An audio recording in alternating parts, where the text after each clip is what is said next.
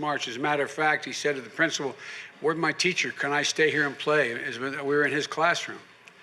And she's had to learn or lean on her parents, which many people have to do to help her get through it.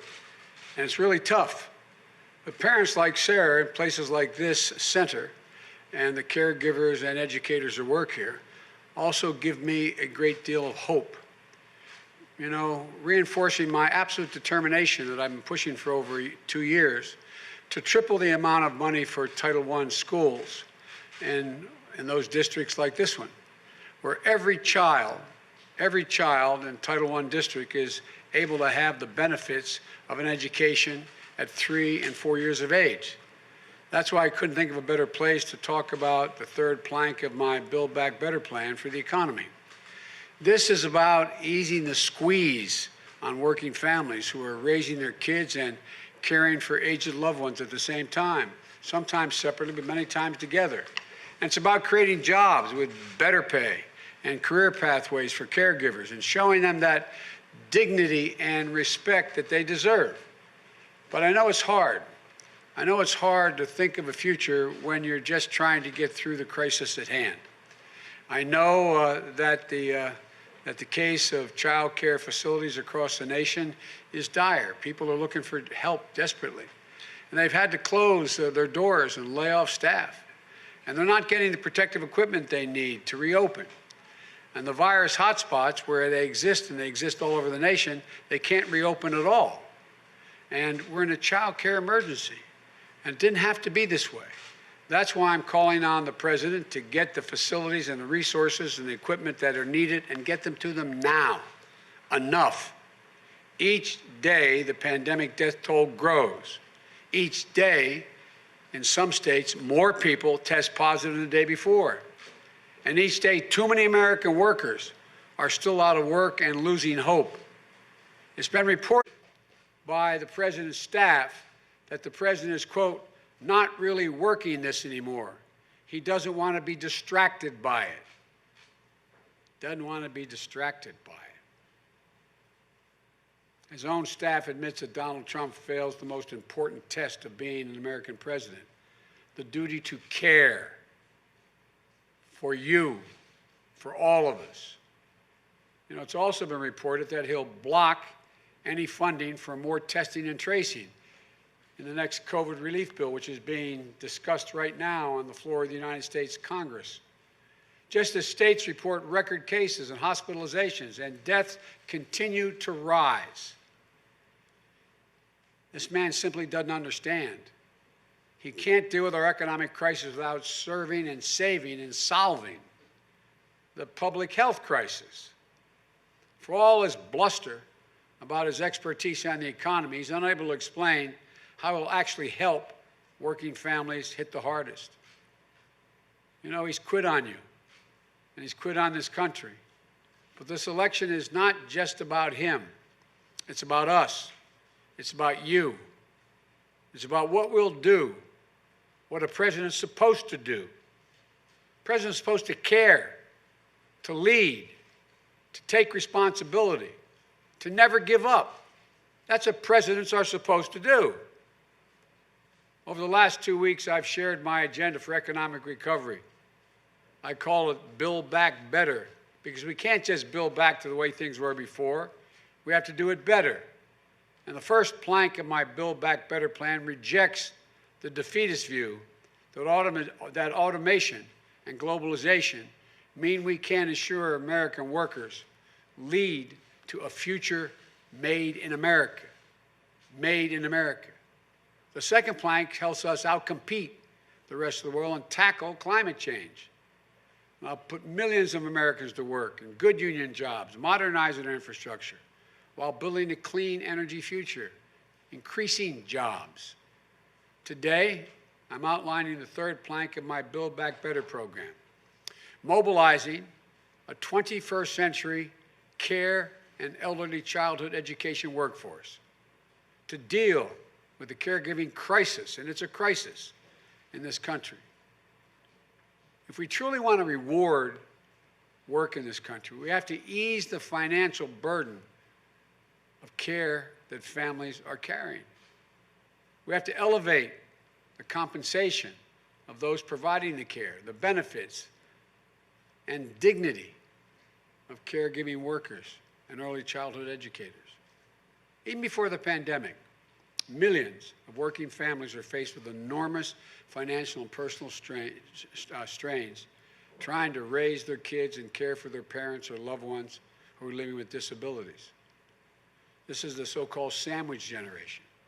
Includes everyone from an 18-year-old daughter caring for her mom who suddenly gets sick to a 40-year-old dad raising his child and caring for his own aging parents. The joy and love are always there, but it's hard. I know it's hard. It's really, really hard.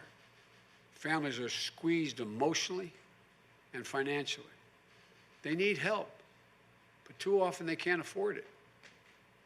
And the professional caregivers out there, the home health care workers, child care workers, or more often women of color and immigrants, are too often underpaid, unseen, and undervalued. The pandemic hits and squeezes and tightens on everybody. Nursing homes have been hit hard. If you're a frontline worker, you struggle to find safe child care for your kids. Others of you become unexpected 24/7 caregivers, trying to keep your children safe and learning while you continue to work remotely from home. If you had to put your career on hold indefinitely or seen your hours cut or your job lost, the confusion over school reopening only makes things worse. You know, in the last few months has only underscored how vital it is for families and older Americans to have more home care and community care choices that fit their real needs. You know, we're trapped in a caregiving crisis, within an economic crisis, within a healthcare crisis. You're doing everything you can, but this president is not. If I'm your president, here's what I would do. First, let's start by caring for aging relatives and loved ones with disabilities, helping them live independently. Here's an example. Right now, there are 800,000 people who are eligible for home and community care through Medicaid, who've already signed up for it. But they're waiting for a phone call back. For some, the wait is 5 years. 5 years. My plan makes a bold investment so states can clear the waiting list. To make sure we ease the financial burden for more families going forward, we have to make long-term federal investments. We'll have a major innovation fund that allows states to test and expand successful ways to improve home and community care and increase prevention and reduce the cost of hospitalization. Think of expanded vital services like rides to appointments, meals, day programs for seniors, making their homes safer for them. It builds on an innovative and creative provision under the Affordable Care Act, the very program the president ceaselessly is trying to gut. For example, there's a pilot program now in 27 cities and 16 states where a nurse, an occupational therapist, and a handyman come to the home that's caring for an aging family member. They might not be able to cure mom's Alzheimer's, but they can make sure she doesn't break her hip. So they walk through the house. This is what's going on now. And they install handrails in the right spots in the house, in the bathroom. Or they fix the door that's stuck so she doesn't trip while she tries to open it. It initially found that about $3,000 in program costs yield more than $20,000 in saving to the government, from hospitalization to other reasons.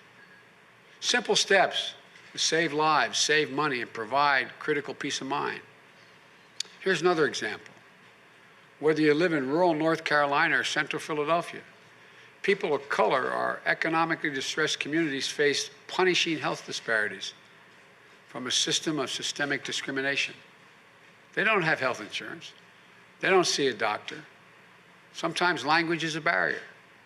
And they slip through the cracks, slip through the gaps, so their treatable condition, because they can't afford to go to the doctor, becomes a chronic condition. That's why community health workers are real heroes. They go into these communities. They make sure folks are getting the care they need. My plan puts to work 150,000 more of these workers in our communities throughout the country. These are the things we can do now. Secondly, we can also make high-quality child care affordable and accessible. My child care plan is straightforward. Straightforward. Every 3- and 4-year-old child will get access to free, high-quality preschool like students have here. And low and middle income families won't spend more than 7% of their income on child care for children under the age of 5. The most hard-pressed working families won't have to spend a dime. Here's how it works. They can either decide to get up to an $8,000 tax credit for child care. For a middle-class family with a couple of young kids spending $300 a week on child care, that means an annual savings of $8,000 in their pocket because it's a tax credit. It means everything for working families living paycheck to paycheck. Or the federal government would send funding to states, which then work with child care providers to cover the cost for working families with young children. Over 7% of their income would not have to be spent. So say both parents are working and need child care. You go to childcare.gov, which is created under the Obama-Biden administration to help fund child care that works for you. Under my plan, it takes you to your state website. Local child care centers pop up. You can call or fill in your information. You apply to which one you want to go to. The state then sends you a letter saying you're approved and lays out the amount you're going to pay. The state sends that information to the child care provider, and then the state reimburses the child care center on the back end. You just pay what you're supposed to pay. Not a dime for some working families, and no more than 7% for anyone else. You can do that. This would save families thousands of dollars, but more importantly, give them peace of mind. And there's other common sense steps we can take, like expanding tax credits for businesses to build child care facilities on site. So you can go to work with your child, put them in a child care center that the company got money for, a tax credit for building, supporting more and more and giving peace of mind to a family. And when you're finished work, take that child home. Supporting more aftercare, weekend and summer cares for programs for families. Third, we expand access to caregiving. We need to pay and support caregivers beyond what they are now. They're doing God's work, but home health workers aren't paid much. They have few benefits. 40% are still on SNAP or Medicaid. So my plan is direct. It gives caregivers and early childhood educators much needed raise. No one should have to work more than one job to make ends meet. Under my health care plan that defends and expands Obamacare, there'll be more affordable health insurance. I'll make sure these workers have an effective way to unionize and collectively bargain and protect their rights and earn benefits. This plan will help workers, especially those without a college degree, help them gain new skills in good-paying industries like healthcare. It provides new pathways to advance their careers. For example, a home healthcare worker can have access to training needed to become an EMT or a nurse or physician's assistant or even a doctor. Or the early childhood educator can receive coaching to keep delivering high-quality learning experience. We can do this. The bottom line is that a mobilized caregiving and early education workforce would save families time and money, get their loved ones the care and early childhood education they need, and put more people to work, allowing husbands and wives to go back to work and providing many people the opportunity to get a job that's a decent job, caring. It keeps seniors in their homes. It's a triple win if they choose that. It recognizes the realities facing modern families and provides them the much-needed economic support in the middle of a pandemic. Just imagine, if we can put 3 million Americans to work in new care and early childhood education, and combined with my proposal to provide families with up to 12 weeks of paid family leave and medical leave, we can free up millions more people to join the paid labor force, increasing economic growth, meaning at least 2 million additional jobs, more economic growth for the nation. This is a fresh, bold way to build a critical part of the labor force and help us recover faster and stronger. We usually talk about jobs packages. There's a big push on shovel-ready jobs. I'm the guy, as you may remember, managed the Recovery Act of $800+ billion. We always focused on shovel-ready jobs, what we could do immediately to get the money out in communities. But that's what care jobs are. They are shovel-ready. The workers are ready now. These jobs can be filled now, allowing millions of people, primarily women, to get back to work now, increasing the growth in the GDP and family income. That's the right thing to do for our families and our most essential workers. And it's a smart thing to do for our economy. Today, millions of our people can't fully pursue the jobs and careers they dream of due to the caregiving squeeze. That means tens of billions of dollars less in wages each year for our working families. It means more disruption for our business, fewer jobs, and growth in our economy slow. This is both a moral and an economic imperative for the nation, in my view. And the way we pay for it is by rolling back unproductive tax cuts. Some of the $2 trillion tax cut the president put through, closing loopholes, unproductive tax cuts for high-income real estate investors while ensuring high-income earners pay their tax bills. We invest that would add up to $775 billion over 10 years. We invest that in building our economy back better than it was before, growing the economy stronger. And tomorrow, I'll be joining a virtual town hall with SEIU members, home care workers, fast food workers, janitors, to hear directly from them about why this matters so much to them. Because you see, this is about something bigger. This is about dignity and respect for working people. And that's precisely what this election is all about, dignity and respect. The American people know they're not being afforded dignity and respect in many of their jobs. And the American president has a duty to care for all of us, to see people where they are, to understand what they're going through and what they want to be. As many of you know, I was a single parent for 5 years after my wife and daughter were killed and my 2 boys were badly injured. Even though I had a lot more support than a lot of people going through tough times today, it was hard. It was hard. If I didn't have my mom, my sister, and my brother, I don't know how I've been able to afford it. Then, 6 years later, when Jill and I got married, I saw how difficult it was for her to start her teaching career while being a new mom with 2 kids in school. We cared. Well, actually, they weren't in school yet, now that I think about it. We cared for our parents at the end. My dad was months in hospice in our home, same as my mom. And our entire family was there for our son, Bo, when he came home from a year in Iraq with a cancer that wasn't whether he'd live, it's just how long he would live. We know what it's like. Months upon months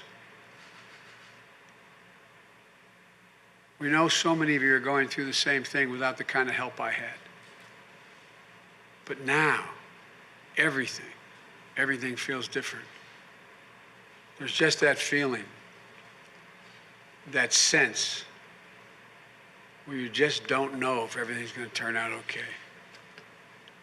But I'm here to tell you that it can be, and that it will be.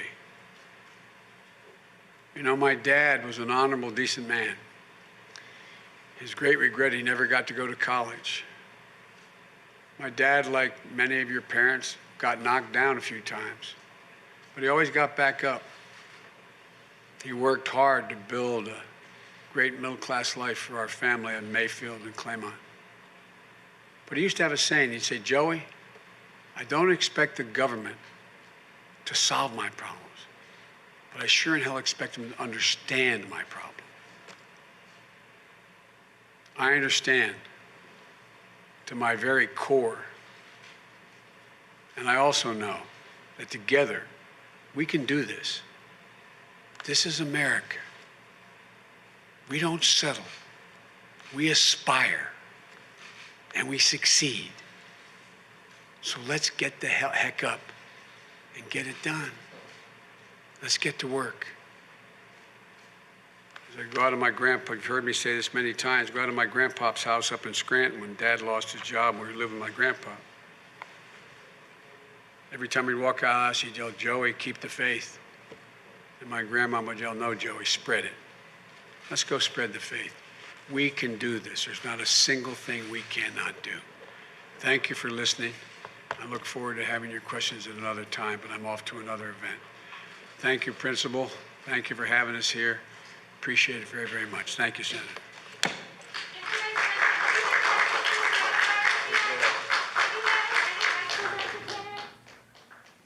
And we've been listening to presumptive Democratic nominee Joe Biden talking about the economy, the country's coronavirus response, and some of his proposals for revitalizing the economy, expanding access to health care, child care, and jobs. For more on all of this, let's bring in CBS News political correspondent Ed O'Keefe. Hi, Ed. Great to see you.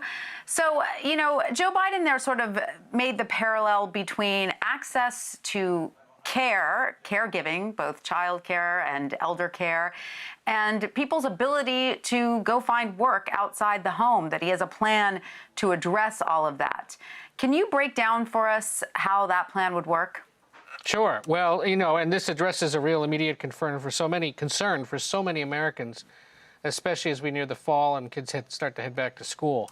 As you said, addresses concerns about elder care and child care, designed to essentially address the concerns and the needs of a lot of working-class Americans across the country.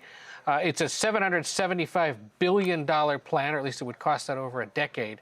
And it would, among other things, essentially try to make it easier for senior citizens who need it to get care in home or at some kind of a more communal-like senior living facility as opposed to a nursing home.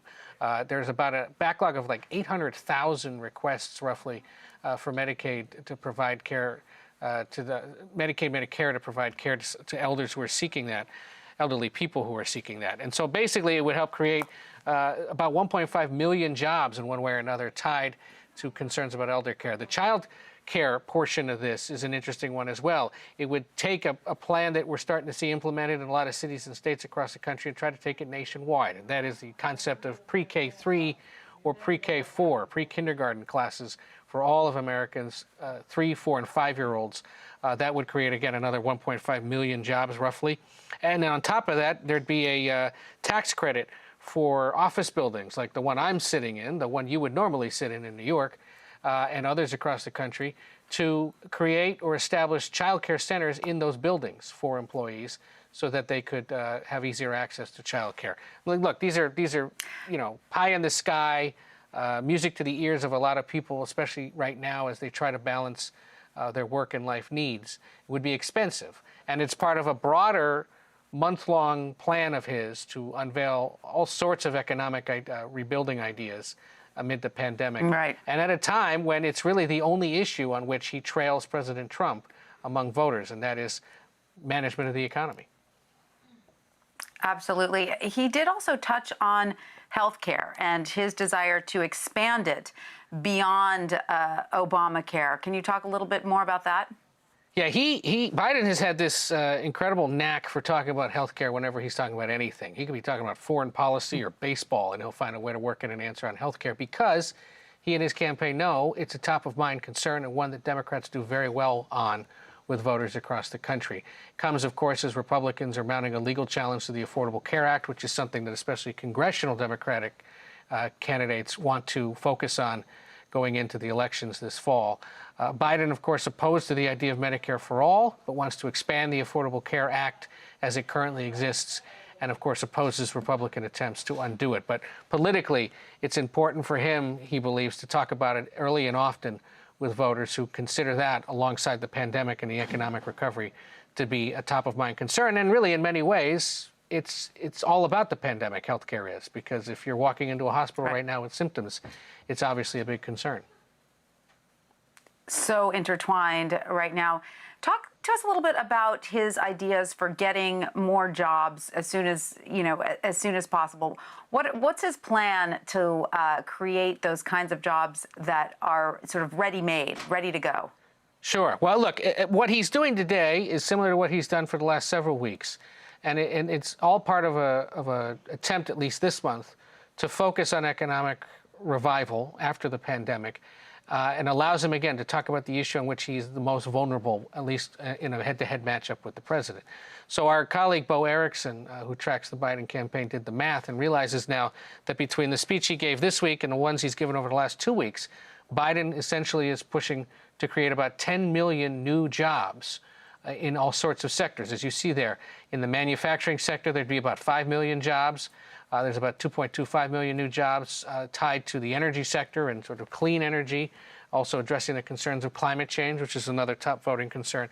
And then today's proposals on elder and child care would create 3 million. Again, these are all sort of pie in the sky, best case scenario kind of things, and likely require full Democratic Party control of Congress to get it done, were he president. But it's designed to show voters, look, I'm thinking about this, I'm thinking about it seriously. I'm talking about issues that are of concern to base Democratic voters, like climate change, health care, the economy, child care, elder care. And the focus, especially on senior citizens, is critical because Biden has this advantage now with older voters, especially in places like Arizona and Florida, and he'd like to maintain that. And what better way to do that than talk about something that clearly many of them probably are thinking about, and that is, of course, their own personal health care. Absolutely. And as you've mentioned, of course, the economy was one of President Trump's biggest campaign points in the 2016 election. And polls do still show him having an advantage over Biden on economy. But that lead is shrinking. Does that tell us that what Biden is talking about now, what he is presenting to the American people, is gaining traction? Yeah, his team would certainly tell you that yes, by focusing on this relentlessly and somewhat specifically over the last 3 weeks, yes, it's cutting into the president's advantage because in their view, they're doing so in a studious and serious way with advertising now to back it up in several swing states, while the president continues to do and say what he does and says on a daily basis, and especially by not focusing necessarily on the immediate concern to a lot of people, and that is, of course, the pandemic. So, if they come out of July with polling that starts to show them having an advantage on who's better equipped to handle the economy as well, that'll show you that this sort of virtual, minimal public appearance approach that Biden has taken this summer, at least so far, is working and could be to their advantage going into November. But, once we get to the conventions in August, once Biden has picked a running mate, once states that are being severely affected by the pandemic right now are less so in the fall, the dynamics are likely to change. And we'll see whether this strategy continues. All right. Well, Ed O'Keefe, thank you so much for joining us. We really appreciate your insight. We're going to take a quick break right now, but we'll be right back with the rest of the day's news. So stay with us. You're streaming CBSN, CBS News, always on.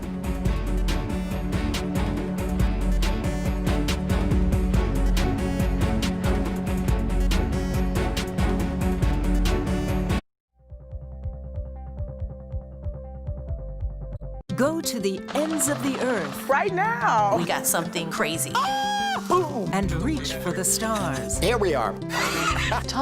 Yes, it's my comeback. Hey, this is pretty fun. But wait, there's more. Experience thought-provoking, I'm open to the idea of being a human being. innovative, and truly original reporting. Look through a telescope and go, wow. Because there's always something new under the sun on CBS Sunday morning. COVID has taken the lives of tens of thousands of Americans. Rural areas like this here on Navajo Nation are especially hit hard. 15 to 30% of our Navajo citizens don't have running water. In any indigenous reservation, there is a shortage of physicians. Native Americans are amongst the most vulnerable and hardest hit by COVID. Yeah, the more we lose our elders,